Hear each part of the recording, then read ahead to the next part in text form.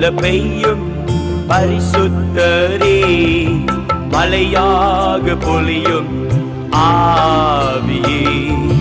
பனி போல பெய்யும் பரிசுத்தரே, மலையாக பொழியும் ஆவியே. ஆவியே ஆவியே மலையாக பொழியும் ஆவியே. ஆவியே ஆவியே மலையாக பொழியும் ஆவியே. ஆண்டவரும் உலக இரட்சகரும் மீட்பெருமா இருக்கிற இயேசு கிறிஸ்துவின் அற்புத நாமத்தினால் யாவருக்கும் காலை வாழ்த்துக்களை தெரிவித்துக் கொள்கிறோம். இன்றைக்கும் வாழ்வுதரும் உணர்வு வழியாக உங்களை சந்திப்பதில் மிக்க மகிழ்ச்சி அடைகிறோம். இன்றைக்கு வேத வசனத்தை நாம் யாவரும் வாசிக்க கேட்போம். யோவான் எழுதின நற்செய்தி நூல் 19ஆம் அதிகாரம் 28 32 வரைக்க வேத வசனங்களை வாசிப்போம். அதன் பின்பு எல்லாம் முடிந்தது என்று இயேசு அறிந்து, வேத வாக்கியம் நிறைவேற்றத்தக்கதாக தாகமாயிருக்கிறேன் என்றார். காடி நிறைந்த பாத்திரம் அங்கே வைக்கப்பட்டிருந்தது. அவர்கள் கடற்காளையினை காடியிலே தோய்த்து ஈசோப்பு புத்தண்டில் மாட்டி அவர் வாயினிடத்தில் நீட்டி கொடுத்தார்கள். இயேசு காடியை வாங்கின பின்பு முடிந்தது என்று சொல்லி தலையை சாய்த்து ஆவியை ஒப்பு கொடுத்தார்.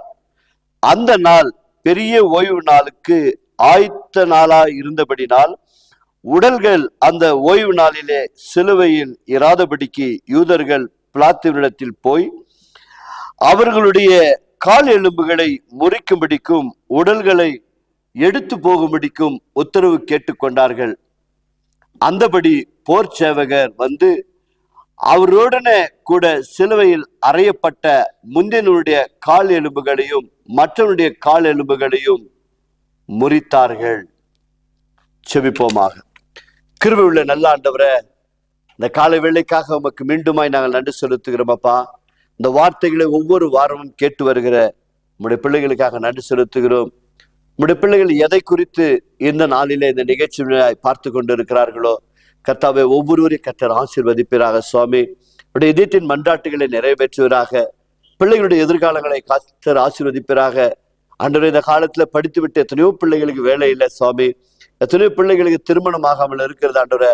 திருமணமாகி ஆண்டவரே பிள்ளை பாக்கியம் இல்லாமல் இருக்கிறார்கள் சுவாமி. குடும்பத்திலே கஷ்டங்கள் ஆண்டவரே. கடன் பட்டு விட்டு கடன் தீர்க்க முடியவில்லை என்ற கவலையோடு கூட இருக்கிறார்கள் சுவாமி. கர்த்தாவே, நீர் தாமே எங்களுக்காக ஜீவனை கொடுத்தவரே. நம்முடைய பிள்ளைகளை கர்த்தர் ஆசீர்வதிப்பராக. எல்லாம் முடிந்தது என்று சொன்னீரே. எங்களுடைய பாவ சாம கேடுகள் எல்லாம் கல்வாரி சிலுவையிலே சுமந்து தீர்த்தவரே. ஒவ்வொரு பிள்ளைகளும் இந்த நிகழ்ச்சியை பார்க்கிற சபையில் இருக்கிற ஒவ்வொரு பிள்ளைகளை கர்த்தர் ஆசீர்வதிப்பீராக சுவாமி. அவருடைய இதயத்தின் வேண்டுதலை நிறைவேற்றுங்கப்பா. நீர் அவர்களை ஆசீர்வதிப்பதனால் நம்முடைய நாமம் மகிமடைய போகிறது ஆண்டவரே. அதனால் நிகழ்ச்சியின் வழியாய் கர்த்தர் ஒவ்வொருவரையும் ஆசீர்வதித்தமைக்காய் நன்றி. வேலைகளை கொடுத்தமைக்காய் நன்றி. கர்ப்பத்தின் கனி ஆசீர்வதித்தமைக்காய் நன்றி. நல்ல திருமண வாழ்க்கையை அமைத்து கொடுத்தமைக்காய் நன்றி. மகிமையை எடுத்துக்கொள்வோம். ஆசீர்வாதத்தால் நிரப்பும். இயேசு நாமத்தினால் பிதாவே, ஆமேன். God bless you. கர்த்தர் உங்களை ஆசீர்வதிப்பாராக.